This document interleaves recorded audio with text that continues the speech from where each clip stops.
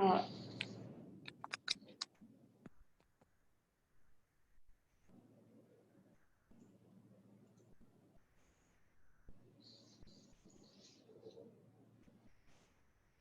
Good morning, all. Welcome to Ramaya Institute of Management webinar series. Myself, Dr. Bhanumati, Assistant Professor at Ramaya Institute of Management.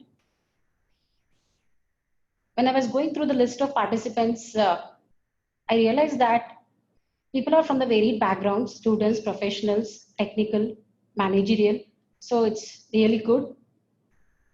Today, I'm going to talk about artificial intelligence in human resource management. So artificial intelligence is not a new topic. It has got popularity in the recent times.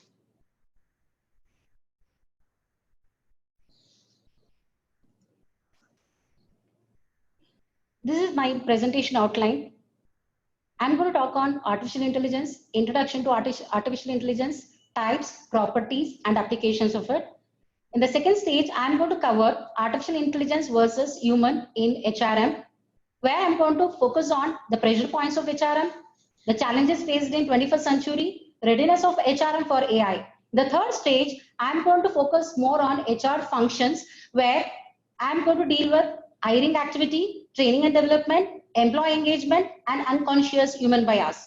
And the fourth stage, I'm going to talk about the research questions that are arise, and also I'm going to conclude this session.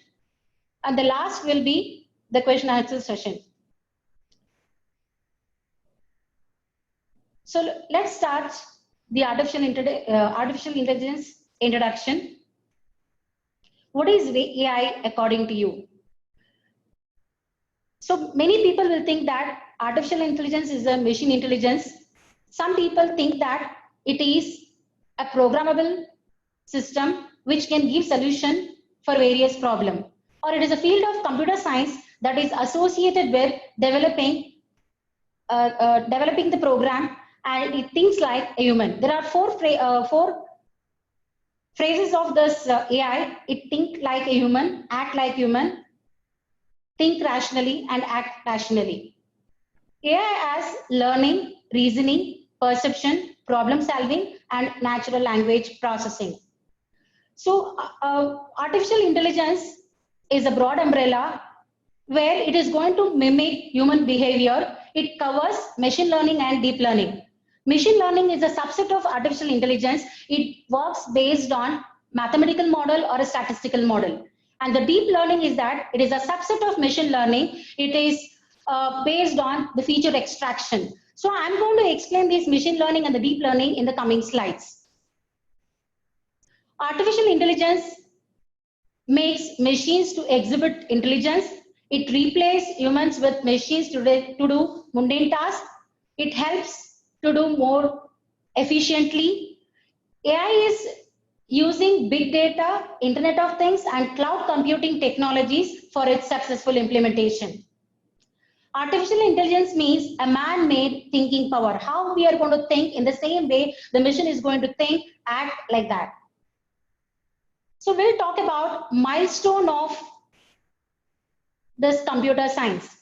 So way back in 1642, the Pascal invented the mathematical calculator, and in 1837, Charles Babbage, he came up with the programmable machine.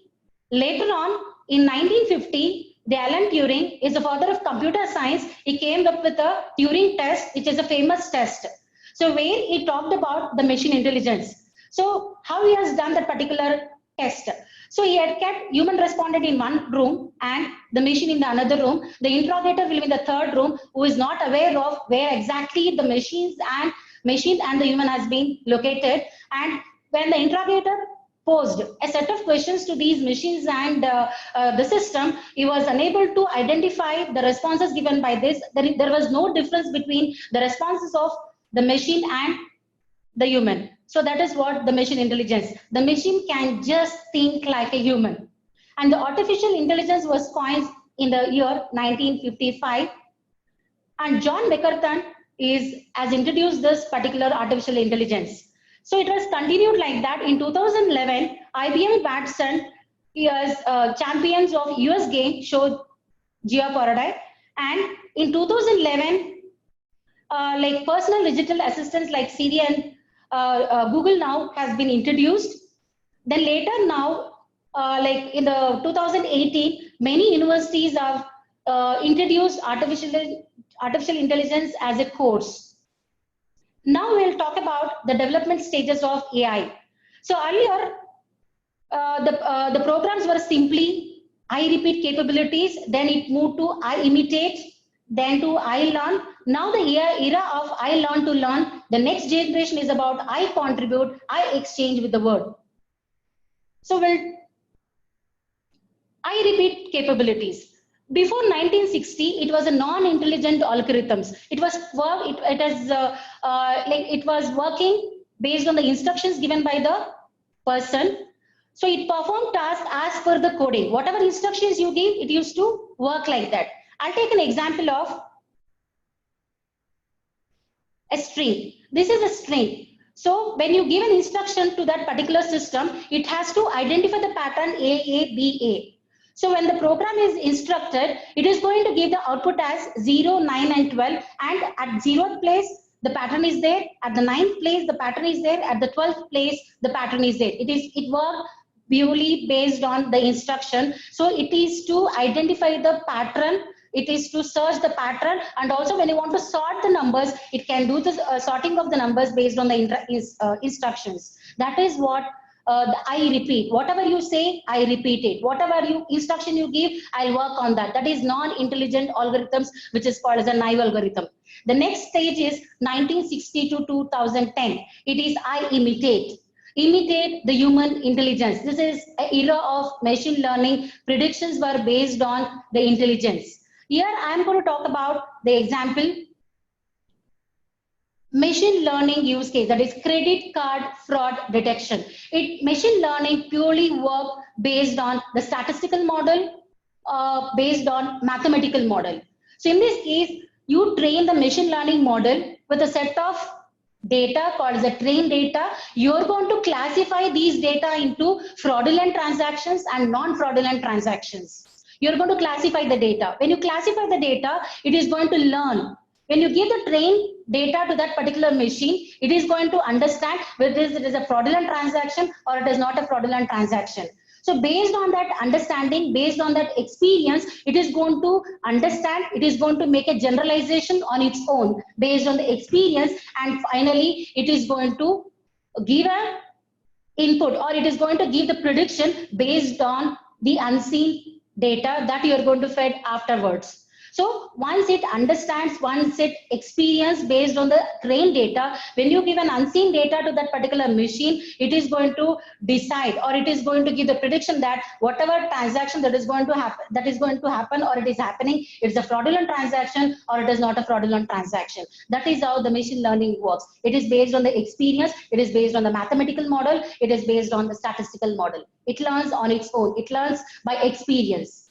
Then we'll talk about the era that is 2010 to 2018, I learn. That means I am going to learn on my own. That is based on feature extractions. The way we are going to learn, we see certain things, we observe certain things, and we record certain data. So based on this recording, we learn and we are going to interpret. In the same way, in the deep learning, the machine will learn on their own from the data which has been given.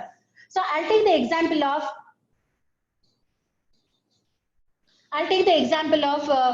image processing, medical image processing. As you see in this picture, the machine itself will identify the features of this particular image. The machine, the deep learning will try to identify these features, and it is going to learn on its own. So it is going to learn based on the results of its own action. So what are the features that are there in the image?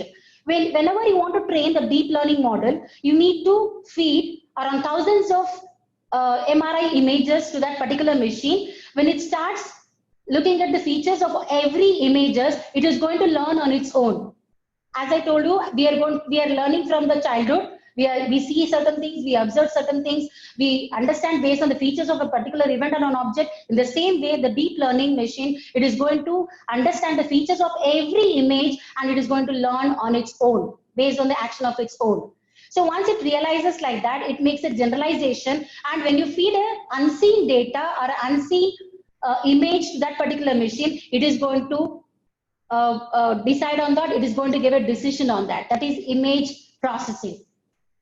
That is I-learn process. The next is about deep enforcement learning. I learn to learn. This is the age, this is the era between 2018 to 2022. Models learns by acquiring the rewards and penalties. Whenever we want any kind of reinforcement, so when we get a reinforcement, obviously we learn better, either in the form of a reward or a penalty. When we get a reward, we'll be motivated. When we face any kind of penalty, we'll try to overcome that particular problem, we'll learn better. In the same way, deep enforcement learning, the models are learned by acquiring the rewards and penalties. The model is associated with rewards and penalties based on the output that is going to be generated.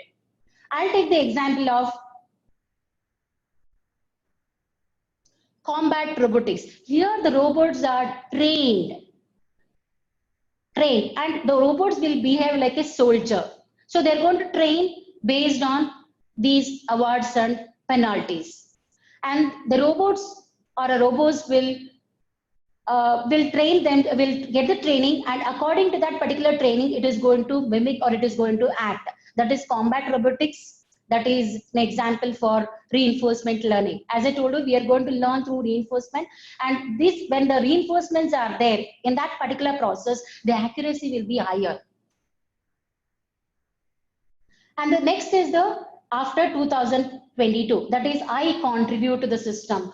I exchange with the system, or I contribute to the whole group, or exchange with the whole group. So there I'm going to take an example of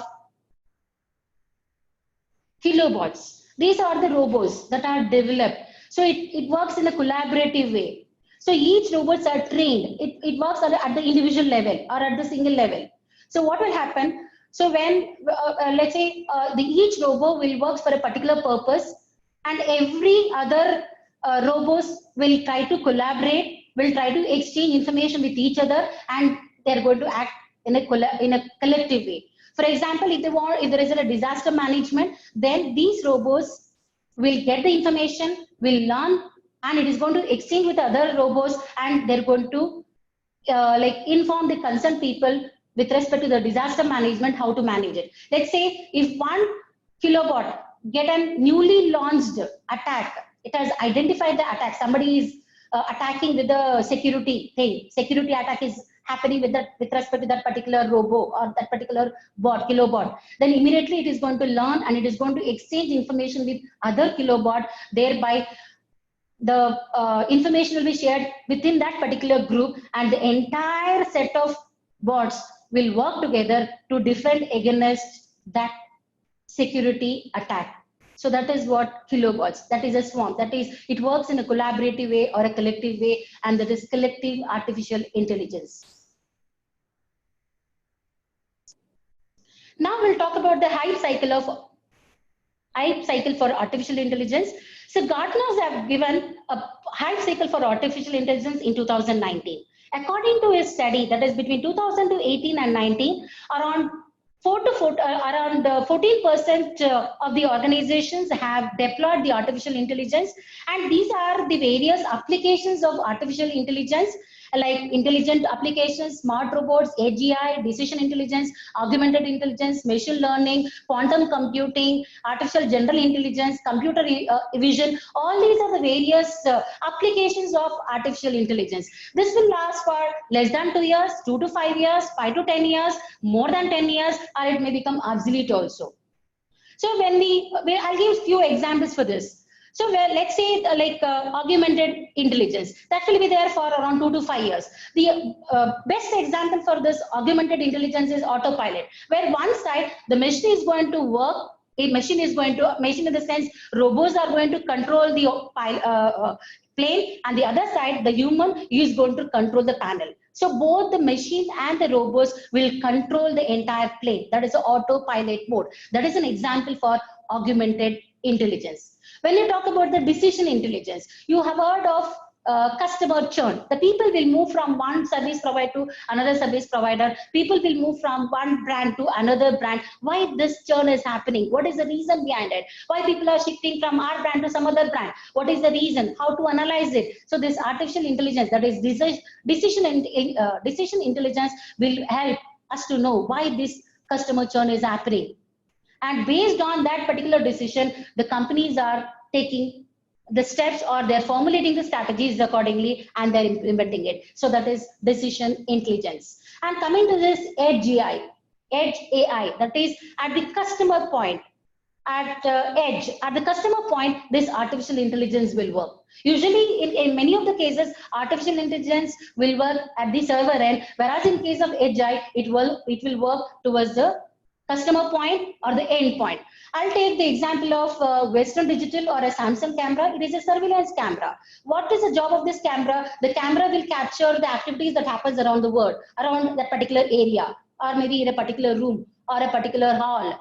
So when you talk about this edge AI, so it captures all the activity. A normal camera is that it is going to capture all the activities, irrespective whether it is a normal activity or it is a suspicious activity. It just captures every activity. When you talk about a normal camera, when you talk about the edge AI camera, it is going to find out what are the various activities that is happening within that area. It is going to differentiate which is a normal activity and which is a suspicious activity. Once it learns that it is a suspicious activity, and it is going to focus more on that suspicious activities, and it is going to capture more of suspicious activities so that it gives an information to the concerned authority. That is what edge AI.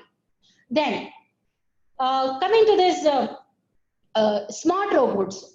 Smart robots means robots are used in many areas, as you know. We'll talk about the health sector. So now we are facing this COVID-19 problem, and robots are used. It may not be in our Indian scenario, maybe in other parts of these robots in order to manage this COVID problem. In the sense, these robots are used to interact with the patients, to check the body temperature of the patient, and also these robots are used in order to supply the food to those people. And all these applications are done by using these robots, that is smart robots. And the last we'll talk about is intelligent applications. We have a Arogya Setu app, everybody, we have installed in your mobile. So it works in a Bluetooth technology as well as AI.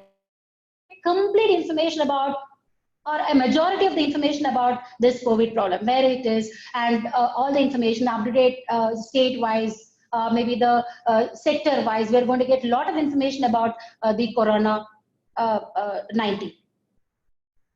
And also we have many other technologies that are there.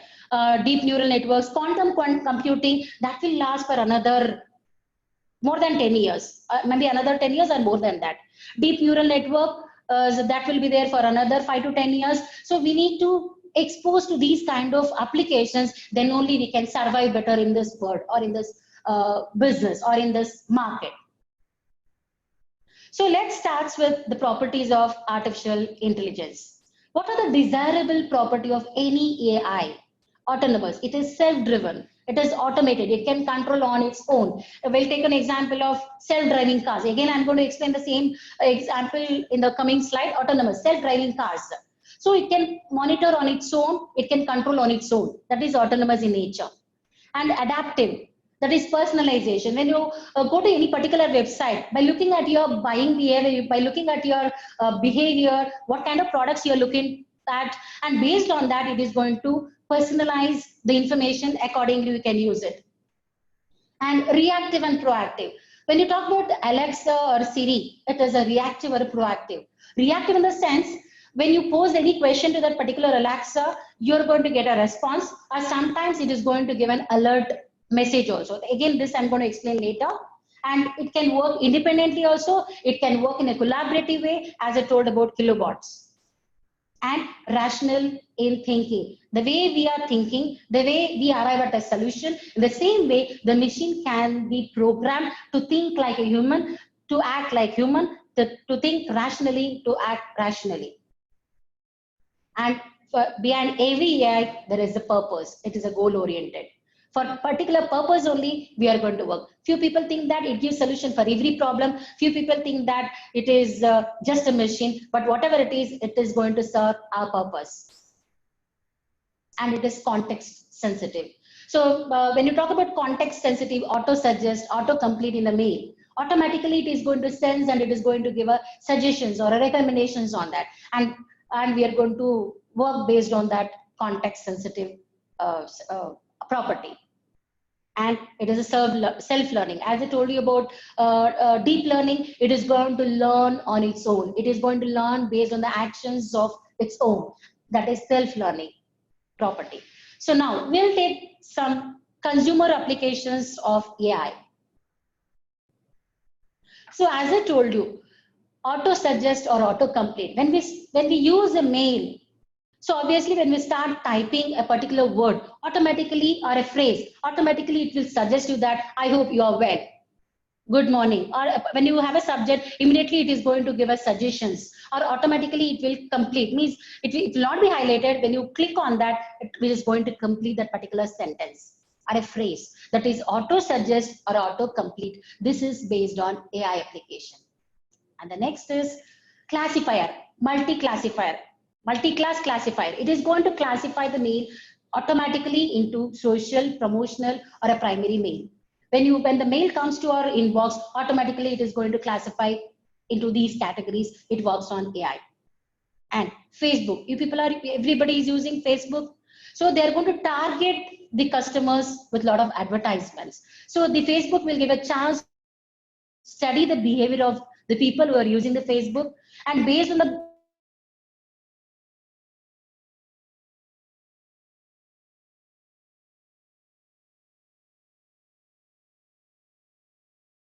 target the customers with certain advertisements. That is the application of AI. Then Amazon. So when you go to any particular website, shopping website, we are going to look for various products. We are going to look for books and all. When you look for a book, it is going to give the suggestions. It is going to give a recommendation of few books based on your interest as well as based on other interests, and what usually the people look for, and what kind of books people are preferring, and what is your interest. Based on your interest, based on other interest also, it is going to recommend that this book will be mostly used, it will be preferred by you, or maybe like they'll say that it will be of more use to you. It is going to recommend, and based on that recommendation, we can click on that, we can buy that, or we can go for that particular book. And the next is YouTube or maybe a Netflix. When you're looking for a particular movies, maybe a thriller movie or a cartoon movies or something like that. So based on your style of watching, it is going to suggest as, okay, this you can look into it. This picture or this movie, you can look into it. It is going to give a recommendation. It is going to give a suggestion based on our style of watching. And so drone, it is unmanned vehicles. Everybody is aware of this drone camera. It is applicable in most of the domains. And the next is about Amazon Alexa. So it is a digital assistant. So when you give a question, as I told you, it is a proactive and a reactive. First we'll talk about a reactive. When you ask certain question to this particular Alexa, the microphone which is there in the Alexa will record your question. It will be sent to the cloud via the internet. At the cloud end, it will have an Alexa voice service. It will review the record, and it is going to interpret the question, and it is going to give us answer for the particular question, and it will be sent back to the device, and we are going to get an answer for that. What is the weather forecast, or maybe any question that you're going to pose to that particular Alexa. More than around 600,000 kind of skill set the Alexa has got. You can pose any kind of question, you're going to get an answer. That is a reactive mode. When you talk about the proactive mode, proactive in the sense, it gives an alert message. That means when, like, if you're this Alexa will be connected to the home devices. If it is connected to home devices, then automatically it will identify certain patterns, your pattern, at what time you're going to switch on the light, at what time you're going to switch off the light, and when you're going to lock the door, when you're going to unlock the door. So it is going to understand or it is going to study the regular pattern of yours. Suppose if you forgotten to switch off the light, immediately it is going to give an alert message that you have to switch off the light or switch on the light, you have to lock the door, you have to unlock the door. It is going to give a lot of alert messages. So that is a proactive mode of Alexa.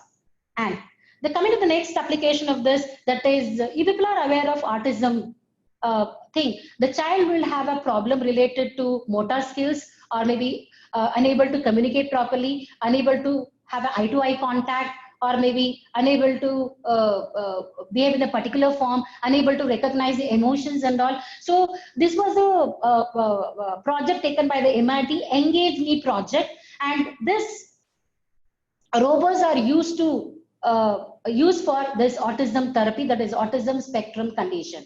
Here in this case, the robots are used at 3 levels. The first is that the child is allowed to play freely without any instructions, nothing. The child will play with that particular robot like how the child is going to play with a toy.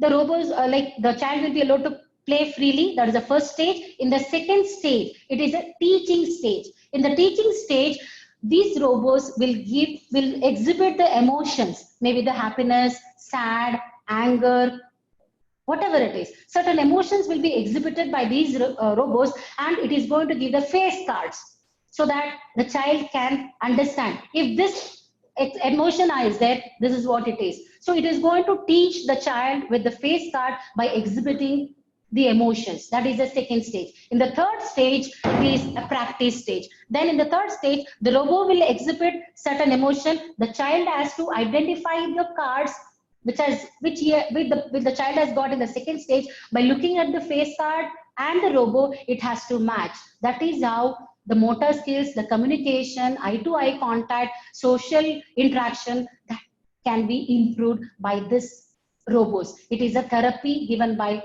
robots. It is a therapy that the child is going to get through these robots. That we talked about consumers. Now we talk about industrial applications of artificial intelligence.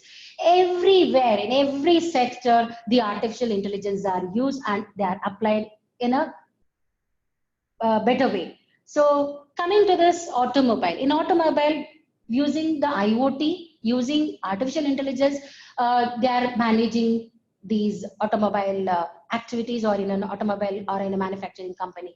So when you talk about this manufacturing company, maybe in order to increase the efficiency, in order to assure the quality of the product, that is the quality assurance, or in order to predict the failure of the machines. So in that cases, these AI and the Internet of Things will help to predict something.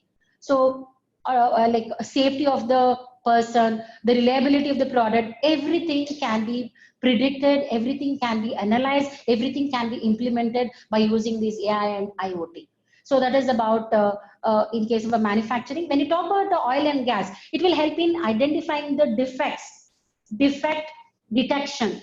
And also there, they're going to make use of hand-free chatbots. There is a voice chatbots. So the operators who are working in the oil and gas sector, they can't use these. They can't use the hands to check into the to check the information and all. Then hand-free chatbots are used in order to get the answer for those queries. And also it will help in improving the quality of the product. It helps in safety of the people, the reliability of the product. In so many instances, this AI will help. And coming to the next example, the self-driving cars.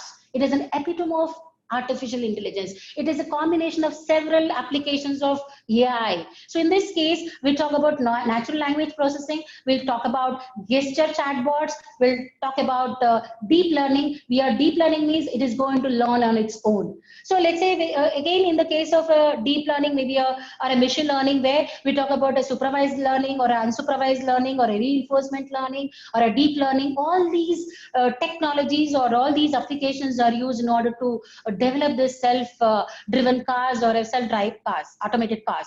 So in that case, when you talk about the self-driving cars, we have a fixed infrastructure, we have a mobile vehicles. When you can label it, So the fixed infrastructure is that on besides the road, you have these kind of infrastructure. Those are fixed. You can label it. And mobile vehicles, you cannot label it. It is highly impossible to label the mobile vehicles. So in that case, they're going to make use of this labeled data, unlabeled data, deep learning, reinforcement. Reinforcement works based on the penalties and rewards. All these technologies, all these techniques are used to develop these cars and all. So this is purely based on AI.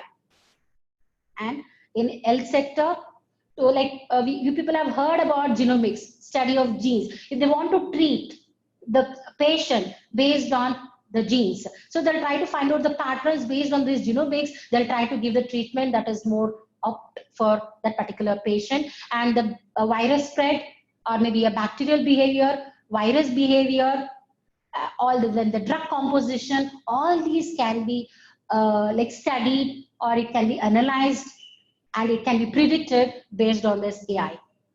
We'll take the example of coronavirus. 5 companies using AI to fight coronavirus. Deep learning models, where the machine is going to learn on its own, predict the old and new drugs that might successfully treat the COVID-19. And many companies are using these AI to visualize the virus spread across the country or across the globe. And University of Manchester and the University of Cambridge have developed an artificial intelligence system, the first in the world, called Printex, which has made use of the fact that fever is the earliest symptom of the novel coronavirus. That was predicted by this AI, and AI system will help in identifying the patient who has got very high body temperature. In a short span of time, the report has been added. I'm coming to the business. AI application in business. It is applicable in every domain, maybe in a HR department, in a marketing department, finance department, inventory department, or a production department. Everywhere it can be applied. If there are 10 departments in an organization, in all the departments you can make use of this artificial intelligence. My focus is on HR. My focus is on HR. HR is moving from the conventional method to strategic HRM because of this technology, because of this advancement in technology, because of this AI. And AI versus human in HRM. So in this case, AI is coming. Are we ready with this? If you are not ready, get ready for this. You please train yourself with respect to AI and get into this domain so that you can survive for a longer time. And it is not a complete replacement. It is going to assist you in order to complete your task in a better way, in an efficient way, and also in an easier way. It is not going to replace a human being. Everybody has an opinion that because of technology, we lose a job. According to Forbes survey, it said that 63% of the respondents have agreed that it is going to ease our work, it is going to improve our efficiency, but is not going to replace our job, or it is not going to replace any human being. Okay, we'll start with the HR area. So what are the pressure points in today's HRM? Because of globalization, there is an increase in globalization, or because of the globalization, there are a lot of issues that has come up because of changes in the technology, advancement in technology. The way we are managing, the way we are monitoring, the way we are doing, it will not be the same. We need to learn the new technology, we need to adopt the technology, and we need to work accordingly. If we are not aware of the latest technology, and we cannot run, we cannot compete, and we are going to lose the market completely. And the competition is very tough, and it's a hectic competition that is there in the market. We need to understand. And new organizational alliances and mergers, because there'll be a lot of merger and acquisition that is going to happen, and the rules, the procedures, the hierarchy, the structure, everything will change, and the people will be from the different cultural background. Obviously, we need to understand the HR actions properly. And delegating the work, assigning the task, it's not easy. It is more challenge. And high rate of change in the workforce, that is turnover or maybe an attrition rate. When you talk about the IT sector, people are, the attrition rate is very high. When they're getting a good package, when they're getting a more facility, they'll keep moving from one company to another company. The same, it is very high in IT sector, but not in other sectors. And we need to add value to the employees and the customers. Employees in the sense, what qualities they have got, what capabilities they have got. Are we adding value to those employees in terms of learning, in terms of the facility, in terms of their employee satisfaction? At the same time, when you're focusing on the customers, are we giving the better quality product to the customers or not? So all these things the HR person has to think. and growing need for flexibility. Obviously, work from home, if people are aware of it, and the create, if you want to increase the creativity of a person, and you have to focus more on HR activities, how to deal with the people, how to manage the people so that they can be more creative and they can contribute more to the organization and they can engage themselves actively in the organization. And whenever they want to downsize the number of employees required for the organization, in that case, which people or who are the people those people have to be terminated or maybe anything, how to downsize, what is the criteria to decide. When you want to downsize the number of employees required for the organization, we may take a decision and the biasness will be there. In that case, with the help of the artificial intelligence, we can predict or we can identify which person has to be removed from that particular position so that we can manage with the existing employees. And job rotation, these are the pressure points in case of HR. And coming to the challenges faced in the 21st century, attracting and selecting the best candidate, it is not an easy thing. So you need to stimulate the candidates to apply for the job. You need to attract those people to apply for the job, and you need to give a description about the job. And once you get the application, you need to select the best candidate. And while selecting the candidate for the job, you should not do any bias. And if you make any bias, then obviously you're not going to get best candidate. So that is a major challenge in today's scenario. If you select the candidate based on your preferences, based on the community, or based on your quality or something like that, then obviously you're not going to get a best candidate and you're not going to get a better contribution from such candidate. So the second is about promoting the organizational culture, because there is a lot of collaboration that is going to happen in the company, mergers, acquisition, takeover, whatever it is. There is a workforce diversity. People will be from the different parts of the country or different parts of the world. Then obviously the cultures are totally different. You need to create your own organization culture in that particular organization. Then promoting that organization culture is a major challenge. And career development of employees, training should focus more on the career training focus should be on the career, not on the skills. Understanding the expectations of the employee is a major challenge. And managing the cross-cultural teams at the national and international level is a challenge. And formulating the new strategies for retention. If somebody is leaving the organization because he is getting a better opportunity, better package, better facility in some other organization, you should find out how to retain such employee. Why is leaving the organization? What is the reason behind that? Is he thinking that we are not giving a good facility to that particular person? What is his mentality? Why he is taking that particular decision? That analysis can be made based on a machine learning or a deep learning, and then the organization has to motivate. So organization has to motivate these people so that they can retain the employees for a longer time and they can retain the knowledge whatever he has got in the form of a tacit knowledge. And conflict management, it is the conflict occurs at the individual level, group level, even at the organizational level. They should know how to manage the conflict within the organization, and for that is also a major challenge. And virtual workplace management, that is work from home, and maybe when you talk about virtual conference or something like the virtual meeting, whatever it is, how to manage, how effective you can make it so that you can get a maximum output from that particular activity. So is HR ready for AI? The future of work will be driven by artificial intelligence, and many organizations are following this artificial intelligence. HR is hopefully ill-equipped to make it happen. According to many reports, that means we are not well equipped to manage HR activities according to reports. IBM, PwC, Deloitte have all done surveys on AI impact on HR. So they say that they don't have the talent, they don't have the skill sets, they don't have the expertise or the confidence in managing these activities in an organization. That is according to these companies. And David Malan, chief analyst for Burson by Deloitte, every other part of the organization is accustomed to using the data to support decision, but not HR, not completely, because of lack data fluency. And what is the current state of AI in HR?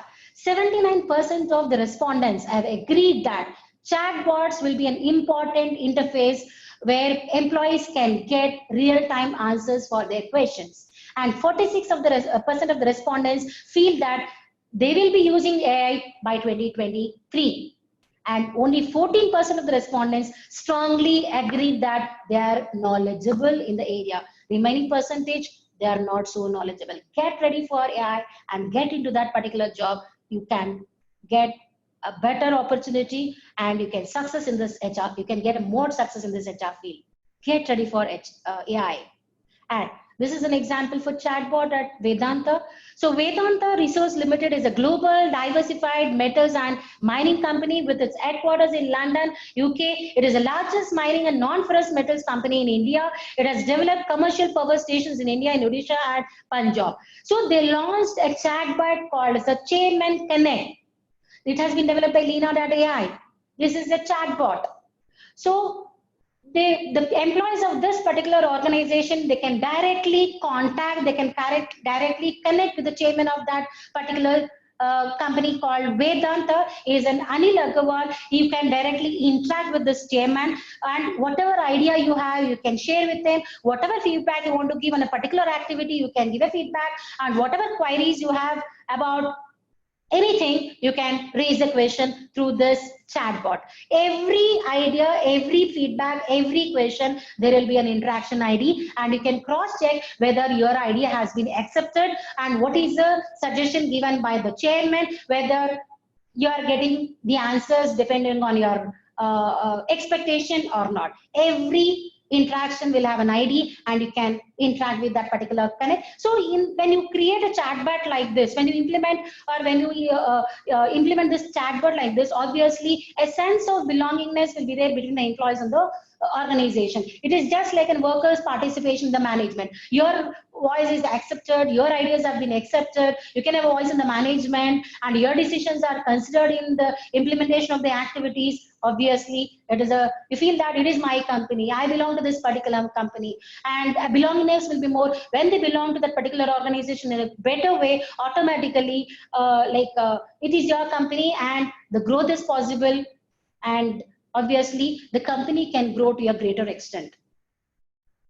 And why artificial intelligence in HR? According to Forbes January 2019, AI plus human intelligence will reduce the time to hire. It will increase the productivity for recruiters and delivering an enhanced candidate experience. According to Development Bank of Singapore Limited, DBS, they have introduced a chatbot called Jim. It is a Southeast Asia's first virtual bank recruiter. So because of this app, they could hire the employees, and which has saved 40 man hours per month because of this app, and they could focus on other activity. And it will enhance the candidate experience when they interact with this particular chatbot. And the second is new jobs will be created using artificial intelligence. And keep telling you people that there is a lot of opportunities with respect to AI and HR. These are the various jobs that is going to be created in the years to come. The roadmap to 2029, maybe these are the various jobs that is going to be created, like cyber attack agent, tideware architect, a smart home design manager, data trash engineer, the vertical form consultant. The various job is going to be created in this area. Please get ready for AI. And the third is artificial intelligence system will replace a lot of mundane, repetitive administrative roles, but the human element, human touch, or human-driven skills cannot be replaced. You need employees, at the same time you need artificial intelligence or a technology. Both will go hand in hand. It cannot completely replace any human being. You need both set, that is technology as well as human, or a human-driven as well as a technology-driven. And now I'm going to focus more on this HR areas. This is my domain, HR area. We'll talk about few of the areas with how the AI has been implemented, and in what are the areas where we can focus more on, where AI can be applied to a greater extent. We'll go one by one.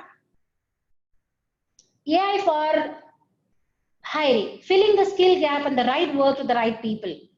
Why hiring is challenging in an organization? Because increased type of jobs and the skill requirements are keep changing because of various products that have to be released in the market. Because of the customer demand, the product has to be redesign. For that, the skills requirement will change, and large number of people are applying online, because once they finish any course or a program or a degree, immediately what they'll do, they'll become restless. They're going to apply in every job portals because they want a job immediately and they want a high package.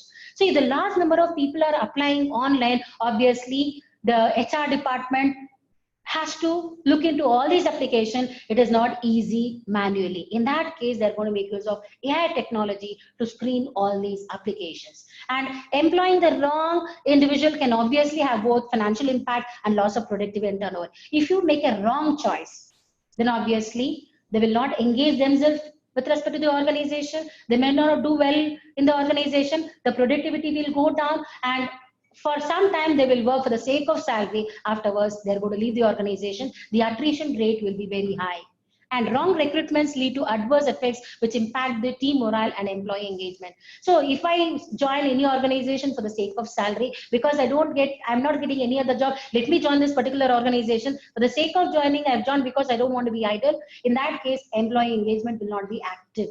It is not an active employee engagement, and the morale, the enthusiasm and the zeal will not be there. Automatically it will affect adversely the entire organization. Hiring decisions are still based on gut feel. Hiring errors are still incredibly common. Whenever we go by a manual method, when we come across a few candidates for the job, and we'll tend to take a decision based on certain uh, basis, that is maybe based on the physical attractiveness, based on the affinity towards that particular person, based on the positive aspect. There are certain bias that is going to occur. Sometimes our gut feeling, our intuition say that I think this person is going to work well, or this person is going to contribute more, so I can go for it. Whether that your intuition is right or wrong, that we don't know, but at that point of time, based on your gut feeling, you are going to hire that particular person. Later he may work well or no, that we are not aware. So that is a more challenge for any HR department.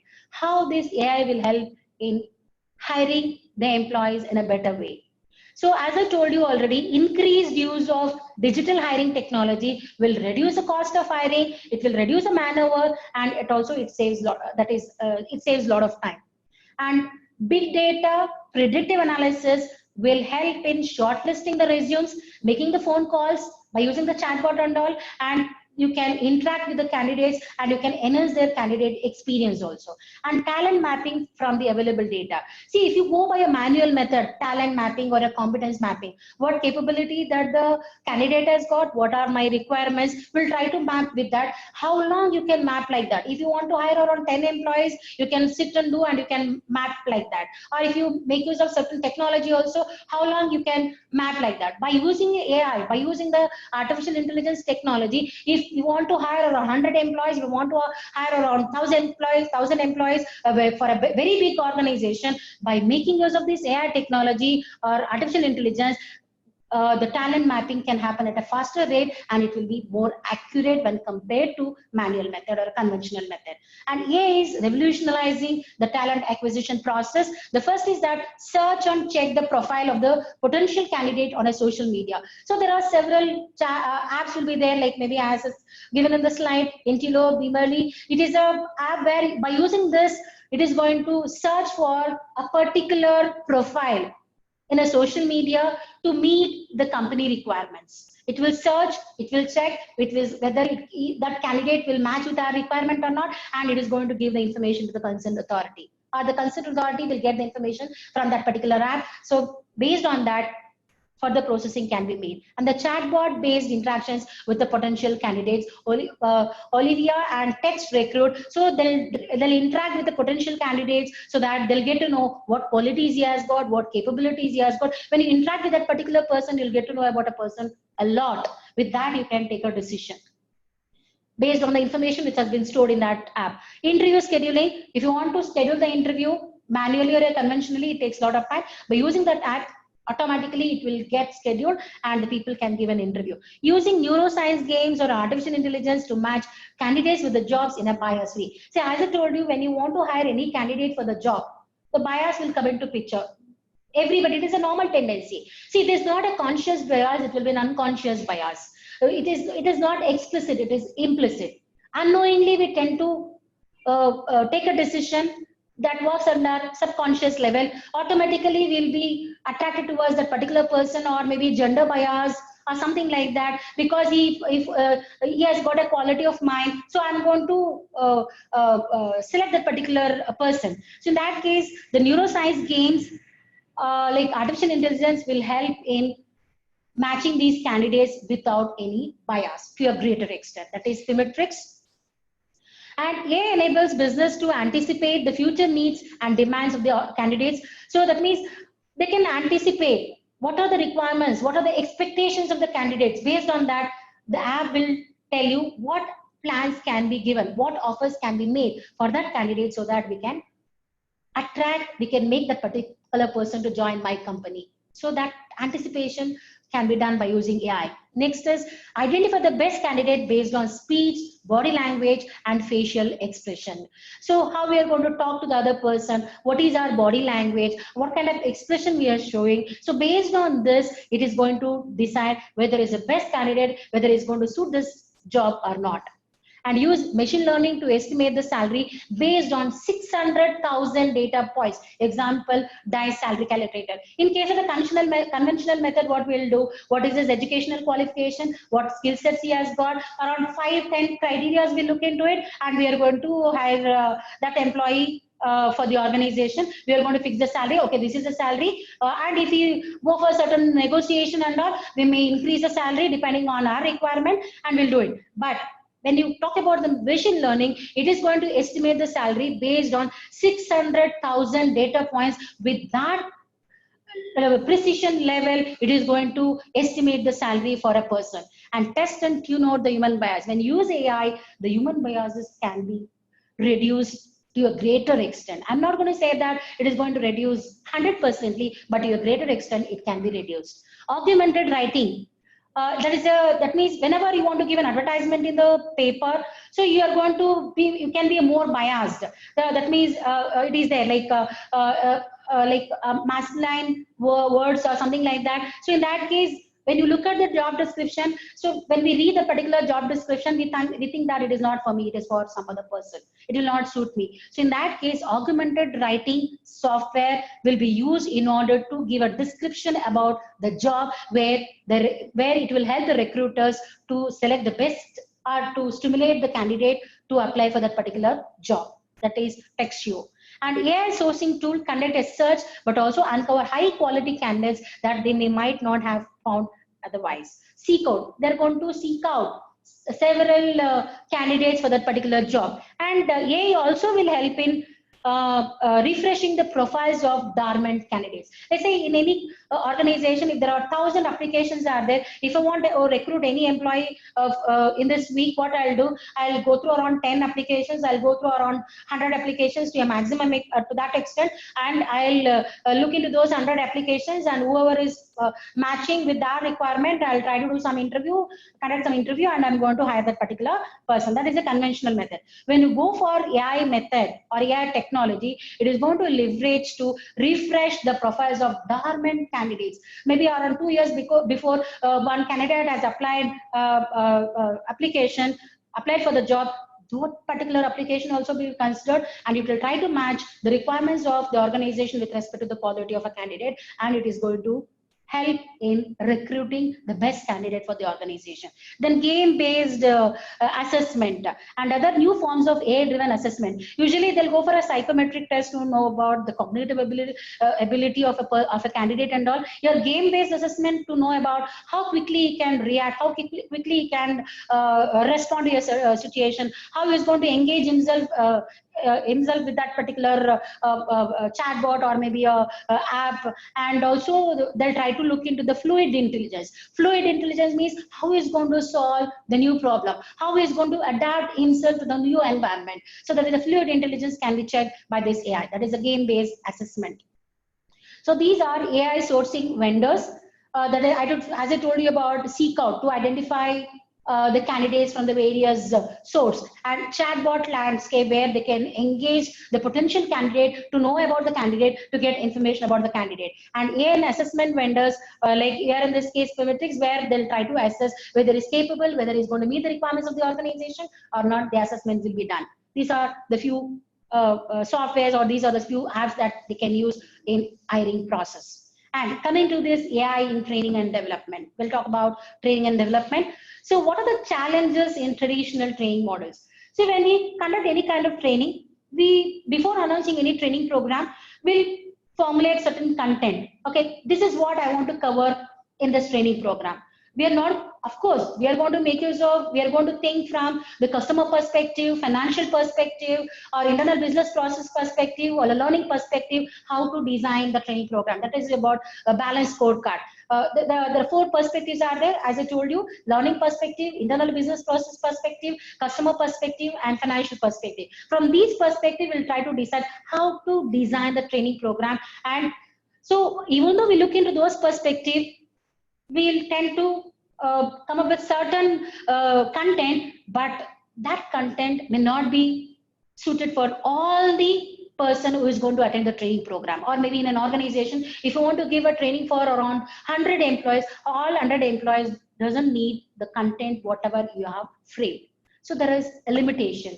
The freshness of the content will not be there. Next, no personalization. When you talk about the conventional method, you're not going to personalize the training program for a set of people or a particular employee. So when you talk, that is, there is no personalization. Single size which will fit all strategy. Not user friendly. That is LMS, that is learning management system, will be too difficult, or it is too complicated to navigate. The people will feel that it is tough. It is not easy. It is not my area. I can't do this. I can't learn through this LMS and all. And lack of metrics to measure the return on investment. What we'll do before the training program, what was the performance? After the training program, what is the performance? When you calculate before and after, you'll get to know whether there is an improvement in the productivity, whether there is an improvement in his engagement process or not, what is the return on investment, how much we have invested. If you have invested 1 lakh rupee on any particular trained employee, what is the returns we are getting in terms of contribution from that particular employee? So it is bit difficult to calculate the ROI by conventional method or a manual method. We can calculate. I'm not telling that we can't calculate it. We cannot measure it, but it is not an accurate assessment that we can make. Next, classroom training usually takes place in an organized, quiet environment. Means usually in a classroom, what everybody will sit and listen, whether they're interested or not, they're going to sit and they're going to look at the particular facilitator to see, okay, I'm listening. As how long he's going to listen to that particular talk, nobody knows. But the pressure of work and level of the working space is absent in are absent in this traditional or a conventional method. And classroom training can be hard to schedule for employees working in an unconventional shift. If the people are working in a first shift, second shift, general shift, then obviously this schedule will not be suitable for those people, and it cannot be taken at any point of time. When you talk about the technology, means if now today I'm free, I can take the training. Today I'm very busy with my work, I want to complete this task, so I cannot attend the training program. So obviously it cannot be taken at any point, at any time the employee wishes. So whenever the training is scheduled, only at that time only he has to take the training. It is not to his wishes. How AI will help in training, learning, and development. Personalized learning, as I told you, depending on the skill set, what gap is there, skill gap is there with respect to employee, accordingly, it will understand and it is going to create the content for the training program, and it is going to give a training according to that. And micro learning, maybe micro learning can be defined as an adoption of small units or a structured content. What text is required, whether he can learn best by video or images, live messaging, so that he can learn better. And AI makes learning content more concise, personalized, and whatever is relevant for me, accordingly, the AI will help me in learning it. And by adding AR and VR, augmented reality and a virtual reality, that is the latest trend in this today's scenario. We'll talk about AR and VR. So AR is augmented reality and VR is virtual reality. When you talk about augmented reality, we need a camera on a smartphone. So when you look at when you look at this particular picture, we have a sofa and it gives a live information about that, whether this color will suit or not. So it will enhance the digital, it will enhance the picture by giving a certain digital image. When you talk about the virtual reality, it will completely immerse that particular person. You'll get more experience. You'll get a 3D experience about the particular concept. So this is in general. When you talk about the organization, how this augmented reality and the virtual reality will help. Coming to this augmented reality, when you're working in a product like inventory department or in a warehouse where you need to get a lot of information, as soon as you enter that particular inventory or a warehouse, wherever it is, if you have a phone with a camera, if you have an augmented reality concept or a technology based on the IoT, it acts as a bridge between physical asset and the digital infrastructure. As you can see in the picture, 5 items are remaining, and you can pick the 15 items, you can pick 16 items. It is 12-meter distance, this item is there. It gives a complete information about that particular warehouse or that particular inventory department. What is the stock that is there, stock in and stock out. All these information you can get by just using your mobile phone with a camera with the augmented reality concept or technology. When you talk about virtual reality, you can train the students, you can train the employees with a 3D image, immersing a person in a digital 3D environment instead of watching on a display. If you just show pictures, obviously you cannot learn in a better way. If you give a 3D dimension, 3 dimensions or 3D environment, obviously you can touch, you can feel, you can touch, you can hear, and you can visualize the thing properly, and you can give a better training to that particular employee. It is applicable in healthcare, majorly it is applicable in healthcare, aviation, retail, even in education sector also. If they're applying the latest technology, this virtual reality will help in giving more training to the students also. And coming to this AI, using AI and machine learning algorithms, you can measure ROI, and also the test and quizzes for the employees to recap. So when we use a Coursera and all, after completing a particular video and all, we are going to get a recap session. The same way, AI will find out whether you have understood, what kind of person you are, what is your style of learning, and based on that, it is going to give a test and quizzes to identify whether you have learned or not, whether it is effective for you or not. And it helps in adapting to individual learning types. As I told you, whether you need a text, whether you need a video, or whether you want only a small content, with that small content you can learn better. Based on that, the learning will happen. And how again, artificial intelligence is being used to improve the virtual facilitator and digital records for use in instructional surroundings. So digital records, when they want any kind of information, as in this picture says that a virtual reality, where when you work with that, obviously in the side, beside that, you are going to get a lot of instructions how to operate the particular machine. When you use that facility, use that particular device, when you start operating that particular machines, beside that, you are going to get a lot of instructions. The records will be there. It will help you. It will facilitate you to learn better. You can understand better, and you can work better. And AI algorithms can interpret the data to recognize the knowledge gap. What is your knowledge level? What are your skill sets? What kind of information you want, what kind of upgradation is required with respect to the knowledge. All these things the AI can help you to understand or to fill that particular gap. And artificial intelligence provide the instant feedback to the learners. See, usually in case of a training program, what will happen today, I'm going to learn. After some time, they're going to assess the performance of an employee. Then we'll get to know whether you got something out of it, or they're going to give a feedback instantaneously, immediate feedback you're going to get based on this AI. And that is how this works. And the next is about AI in employee engagement. Any employee, if he joins the organization, how he is going to engage himself in an organization. So there are different levels of engagement: partially engaged, engaged completely, actively engaged, actively disengaged. It depends on the person how he's going to engage himself in an organization. Why it is challenged in an organization? To create an holistic environment in an organization is a very challenging thing, because like employees will be from a different background, different cultural background, have a different set of education, skill sets, mental capabilities, or cognitive skills. So obviously, to create a holistic environment in an organization, it's not easy. And how to monitor these people? It is not an easy job. And how to boost the employee engagement? If a certain person is not engaged himself properly, how to motivate him? How to make that particular person to engage himself better so that he can contribute more? So what methodology to be adopted so that you can engage that particular person? It is quite challenging.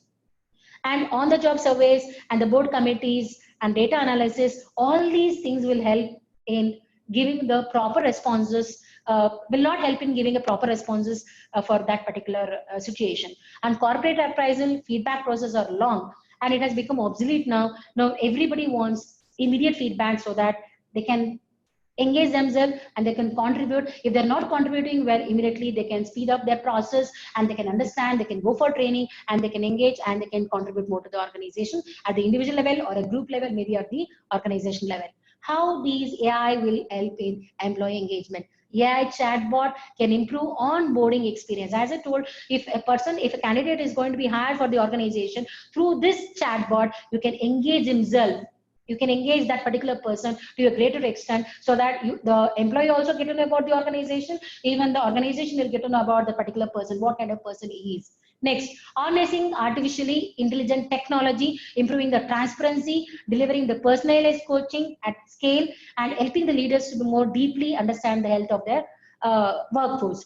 Creating the effective employee feedback system through AI, and understanding the spread of negative sentiments through AI-based analytics. So suppose if I'm not happy with the organization, obviously I'll be more negative towards the organization. I have a negative opinion about the organization. Like if I'm talking negatively about the organization, I'm talking ill about the organization, and my expressions are not good. So now obviously AI will help in understanding these negative sentiments so that it will help the organization to handle these negative sentiments employees. Then predictions at personal and group level. The predictions can be made at the individual level, even it can be made at the group level, or it may be at the organization level. And next, applying natural language processing to connect the disconnected information meaningful. That means like they'll have as I told you about the AGI. So when you use a AGI, it will try to understand what the person is, how he's talking, how he's going to communicate with the other person, how he's behaving with the other person, what is his behavior pattern. So the natural language processing will happen based on this AI, and it will help in understanding the sentiment of the person, behavior of the person, thereby the organization takes some measures to overcome that particular problem. And it helps in conflict resolution, and also it will assess from like managers can actually get assistance from AI in recognizing the trend. So is any like the bias, whatever is there, that can be avoided to a greater extent. And with AI-powered data analytics, management can develop a structured training. As I told you, the training can be designed for a particular person, for a particular employee, depending on his ability, depending on his requirement. On a case-to-case basis, you can develop the training program. Whenever he wants to take the training program, at that point of time, he can take up the training program. If I'm free at night 10 o'clock, I can take the training program. If I'm free at morning 5 o'clock, I want to take the training at morning 5 o'clock because I feel fresh at that time. I can take the training program. The AI will help in engaging the employees, training the employees to a greater extent. Thereby, you are training the employee to a greater extent. And once he is trained, once he is confident, he can engage himself properly in an organization. As I told you about augmented reality and virtual reality tools that are used in order to train the employees. And by using machine learning and predictive analytics, you can identify the employees who can work well together. You can drive the engagement. If they're not engaged themselves properly in the organization, you can drive those people and you can make those people to engage properly in the organization. And it gives a state of mind, employee state of mind on a real-time basis. So based on a Pulse survey, that is one. And like you can also understand the mood of the employees, what kind of mood he has got at that point of time, whether he's not in a balanced way, or is you can understand the sentiment based on the social commentary. That is one. Suppose you can even understand the stress level of an employee. Based on that, the AI will suggest or it will recommend the employee to take a break or offer alternative tasks until they feel better. It will suggest, it will recommend, you're stressed out now, you can take a break, you relax for some time, then get back to work. And the last part of it is AI in handling unconscious bias. So as I told you, while hiring, we may tend to make bias. During the process in an organization, we'll tend to make bias. When doing the promotion, we may do bias. So they'll not do it intentionally, but unconsciously, the bias occurs in an organization. So bias are influenced by background, environment, personal experience. It is a prejudice or a stereotype, and they're going to discrimination and unfriendly workplace. Conscious or unconscious bias may even lead to wrongful employment. If you make a bias, obviously you're going to hire an employee based on your interest, based on the bias. He may not work well, he may not contribute well, then obviously that leads to a wrongful employment termination.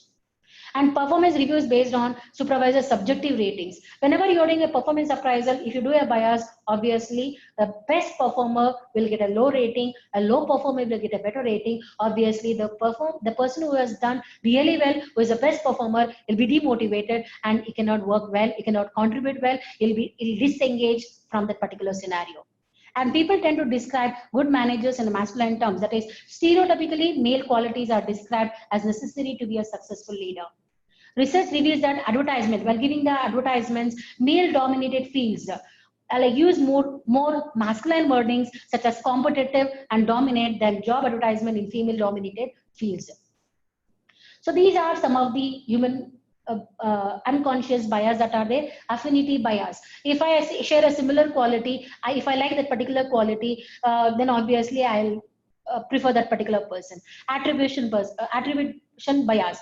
That means attributing the success to an individual. That means I'll try to find out the mistakes in that and I'll try to focus more on that. And attractiveness, based on the attractiveness of that particular person, the beauty bias. Conformity, your views are swayed too much by those of other people. If you are taking a decision in a group, like around 10 people are in a group, 9 people have agreed to a particular opinion, but your opinion is quite different from that. Since majority of them have agreed to that particular decision or an opinion, you tend to follow them. That is what conformity bias. And halo effect is based on the first impression or a positive impression, and the on effect is based on the negative side of it. And confirmation bias seek confirmation that their initial assessment of a person is correct. If you are conducting an interview, if a candidate comes 10 minutes late to that interview, you'll keep that in mind. You'll try to look into that particular candidate with the same perspective, and you tend to make a wrong decision. That is confirmation bias. And what is AI role in that? AI-based software can use skills-based tests to choose. That means the softwares or the chatbot or the apps will be used in order to choose the best candidate from the application pool. And AI can make the candidates anonymous. Means AI will not reveal you that who is that particular candidate, from which business school he is from which community he is, from which place he has come. It will not disclose any of these information. Obviously, the recruitment happens properly and it will be more accurate. The decisions will be fair enough. And AI assesses the data points objectively, free from the assumption, free from bias, and free from the mental fatigue that the humans are susceptible to. And AI can be programmed to ignore the details, such as AI-enabled job posting review technology, detect the bias in draft. See, if I want to do any bias, if I want to hire my own people for the organization, I'll try to give the advertisement which matches with that particular person. So that is detect bias in a draft advertisement, because I want my own people to be there, my own set of people to be there. So I'll try to give the advertisement in that manner. So this AI will help in identifying that particular kind of bias which is there in the advertisement. It tries to avoid it. And that's about the certain areas that I have taken for this particular webinar. So the same AI can be applied in all other areas, maybe in a performance appraisal, in all the HR functions it can be applied. And coming to the next slide, we'll talk about the research questions and conclusions. This is not my research questions, I have taken from the Springer. So you can take these questions as your study, or there is a lot of research that is going on these aspects or these topics. Even you can take interest in studying these kind of topics. So see, these are some of the questions of interest. What are the new competencies and the skills needed by HR practitioners and employees in a workplace? And what frameworks are needed to evaluate the effectiveness of HR by focusing the AI application? And do employee perceptions of values, attitudes, behaviors towards an adoption of HRM-focused AI applications? What is the perceived impact of AI applications at the individual level, organizational level, and what is the outcome of it? And what are the antecedents of task displacement through AI adoption? How would employees interact with AI and humanoids at the emotional level? How will leaders manage the potential biases? How they can avoid? the study can be made, and lot of study that is going on, you can take up. Is our legal system competent in dealing with and regulating the AI application? To what extent we can make use of this AI application? Is it legally accepted? Or if it is not, what needs to be done? How to apply it? And will it lead to behavioral change? If and when sanctions are excised on humanoids, we will be responsible for any excesses caused by AI applications. Would it be ethical to design AI algorithms that support feather bedding at work? To what extent do leaders' agentic resources affect the adoption of AI for HR practices? How can we build moral intensity of leaders for implementing effective AI solutions? So to conclude this webinar, in this ever-transferring world, from a conventional HR to strategic HR, we cannot imagine any IICT-enabled information communication technology-enabled services and industries without the flavor of artificial intelligence. The need of the hour is be ready for AI, learn more about AI, read more about AI, how to apply. Even though you are not a technical person, you are a managerial person, you want to take up the managerial position in an organization, at least you should know minimum technical aspect of AI so that you can apply right AI to your right activity. If you are a technical person, obviously you need to know the technicalities of AI, where what technology is involved, how to develop these technological devices or an app or a software. You have to be thorough with the technology. If you are on the other side of it, obviously you need to study from the application perspective. If you are a student, then obviously learn little about the technological aspect and more of application purpose or a managerial perspective, and be ready for it. It is a need of the hour that is ready for AI, because the HR is transferring from conventional to strategic HR, and because of this advanced technology, that is AI technology. And this is what my webinar is about. For further communication, you can log into my mail or you can call me at any point of time. And I have a video. After the video, I'll have a Q&A session.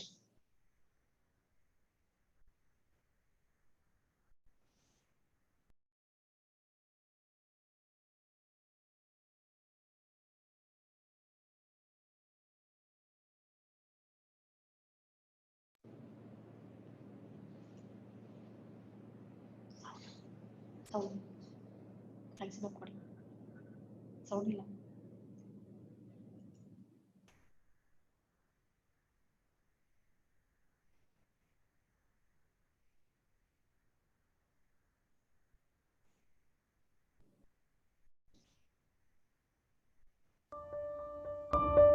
Google, Facebook, Apple, Microsoft are all moving ahead at a great speed in improving this artificial intelligence software. So it's very exciting. Software is going to solve that, where it'll look at all the new information and present to you, knowing about your interests, what would be most valuable. So making us more efficient.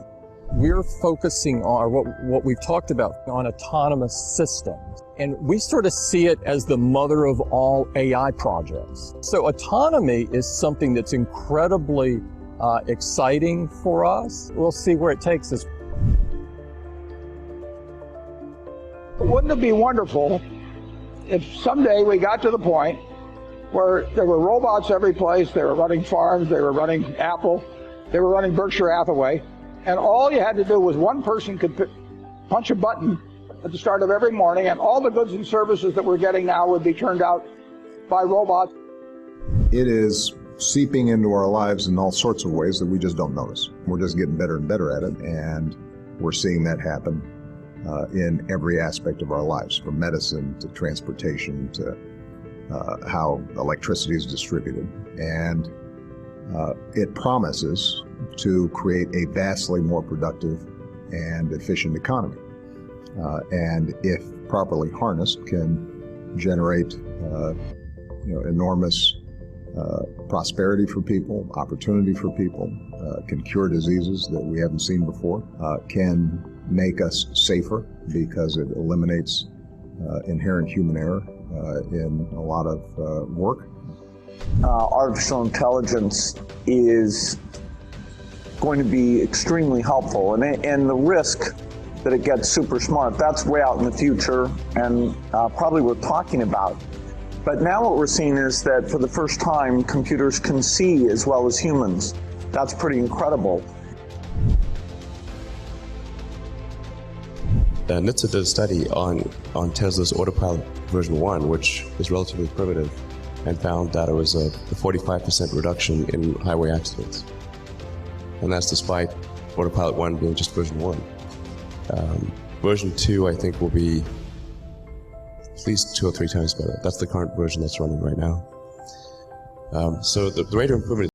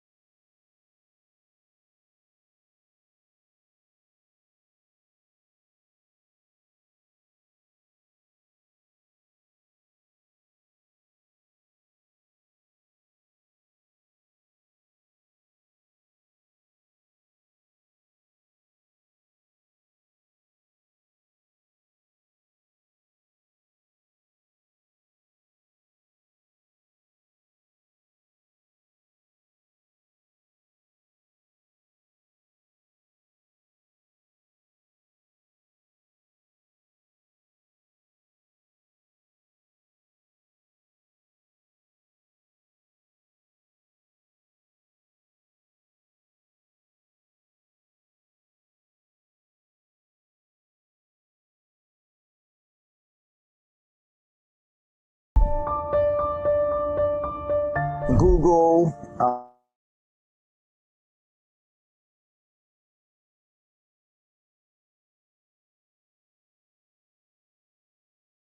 very exciting. Software is going to solve that, where it'll look at all the new information and present to you, knowing about your interests, what would be most valuable.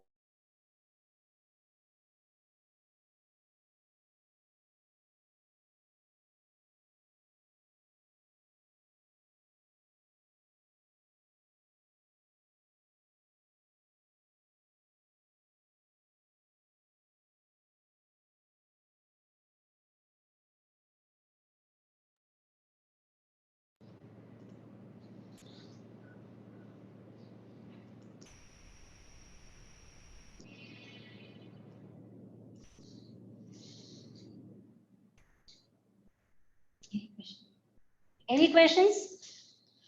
So if you are, as I told you, if you're a student or a professional, maybe a technical or managerial, please get trained in AI so that you can grow like anything and you can improve your career like anything. There's a long way to go, and for any queries or for any further communication, you can call me to this number and you can send a mail to me. All the best. Thank you. Thank you for patience listening. Hello. Hello. Yes. Hello. Okay. Hi. Good afternoon, ma'am. This is Gurpreet, your ex-student. Yes, tell me, Gurpreet.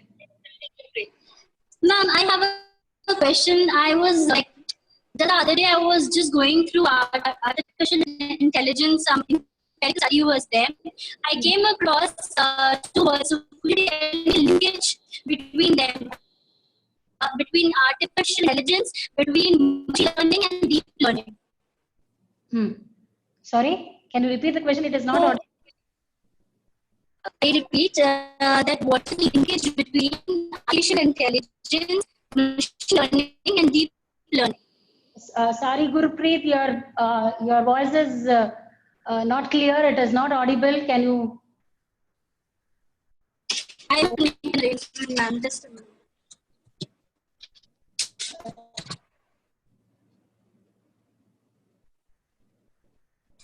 Hello. Hello, tell me. Is it audible? Otherwise, like you can text me in the chat box. I'll reply to you. See. So. Hello. Now is it audible, ma'am? Gurpreet, you please text a message in a chat bot. Sorry, a chat box. Sure. Swami sir has asked a question: will the post-COVID era lead to more and faster adoption of AI in HRM?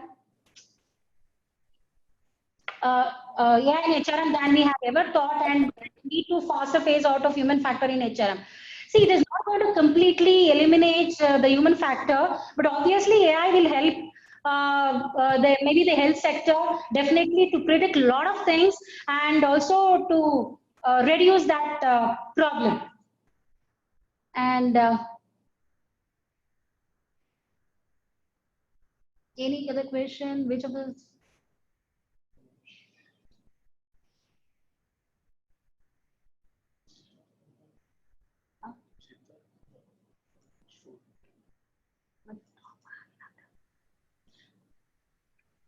Hello, am I audible, ma'am? Yeah, tell me, Siddharth. Yes, ma'am. Thank you so much, ma'am, for this comprehensive and very extended, very comprehensive session. My question is, you told us about how AI is so good for long-term future and everything. But it doesn't have much space for soft variables like change in environment and cultural shift. For example, Amazon, when it implemented AI for recruitment purpose, there was a case where the AI setup was preferring male candidates over female, so they had to replace it, and they went for traditional form of recruitment. Apart from that, they can't think out of the box. There's an unemployment issue in a larger picture. There are legal responsibility if AI chooses a wrong candidate, who will be responsible for that thing? And the chatbots are susceptible to cyber attacks. So don't you think there are equal cons and pros and cons? It's not totally about being good. It's also about being bad. Yes, Siddharth. That is what I told you. See, we cannot completely replace the human component of it. But the thing is, we can use to a greater extent, and also artificial intelligence. There are various applications that are there. See, whatever is there as of now, it will not give a complete results. In future, there are so many technologies, so many applications that is going to be discovered. Obviously, it will reduce that particular problem. And I'm not telling that it's 100%. It is going to reduce. It will reduce to a greater extent. And just one more question, ma'am. Quick question is. AI also requires setting up of firewalls and anti-hacking tools, which are expensive. In a country like India, it also will lead to unemployment, which is a very alarming issue in our country. So, don't you think AI is for rich country and rich industry compared to poor country and poor like mid-scale industries? Towards the growth, we are actually developed already to a greater extent. In future also, we are going to grow like that. So obviously, they can invest on that. Initial investment will be there. I do agree with that. But see, once it is invested, then obviously we can later develop it and we can make use of that.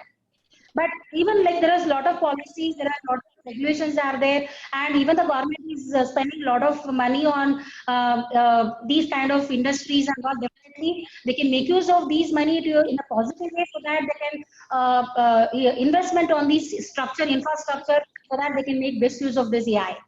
or maybe any application of AI. Need not be this machine learning and deep learning. Whatever I said about swarm and all in future, which is going to come, they can invest on those things and they can definitely can make best use of it. I hope I have answered your question. Thank you so much. Yeah. See, Gurpreet, your question is what is the linkage between artificial intelligence, machine learning, and deep learning? As I told in the beginning, artificial intelligence is a broad umbrella. In that artificial intelligence, machine learning is a subset of AI, and deep learning is the subset of machine learning. Here, in case of machine learning, we are going to use a statistical model or a mathematical model in order to understand the pattern and in order to classify that, and based on that mathematical model or a statistical model, you are going to, the machine is going to interpret, or the machine is going to take a decision and you are going to implement it. When it comes to deep learning, you are not going to give any data like that. It is works on an unlabeled data or an unstructured data. You just dump certain data into the system. The machine itself will learn that particular aspect based on the data which is available. As I told you, like 100 images if you give. Maybe like when you talk about identification of cat and dog, you give around 1,000 or 100 images of cat and dog. What will go each image? It is going to read, captures, and understand what is the feature of cat, what is the feature of dog. Like that, if you give 100 or 1,000 images, it will learn on its own. And based on that, it is going to generalize it. Once it understands and generalize the feature of that particular cat or a dog, when you give any other image, then by looking at that features and whatever it has understood, whatever it has generalized, so based on that, it is going to decide, or it is going to predict that, okay, it is a dog or it is a cat. I'm just giving an example.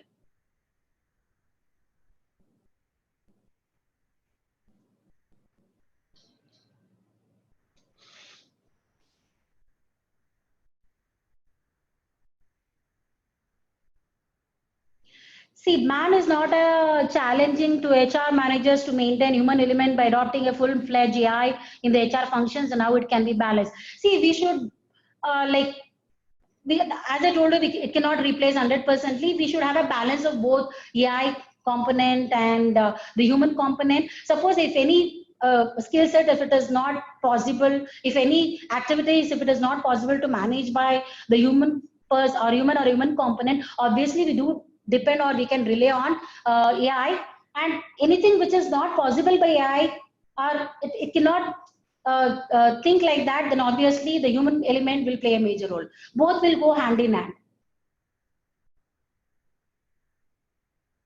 So this AI will help in analyzing the trends, the business scenario, what is prevailing, what is the trend that is there in the market, and how they're going to contribute to the overall market or the business. So based on that, we can get to know about the business, and we can formulate the strategy and we can implement it. When I talk about the data analytics or big data, every second, every minute, huge amount of data is going to be created. Earlier, it was not like that. Some limited data was there. With that data, it was a bit difficult for the people to read, understand, and analyze it. Now, because of the big data, now also it is not easy for a person to read, understand, and come to a certain decision. Because of this technology, because of this software, we go into every granular details of that, and we can predict something by using these machines or by using these technologies. Maybe the deep learning or a machine learning or a super intelligence, it is going to come later, like that.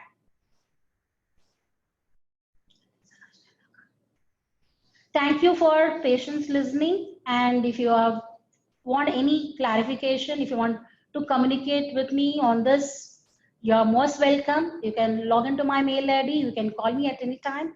Thank you. Thank you.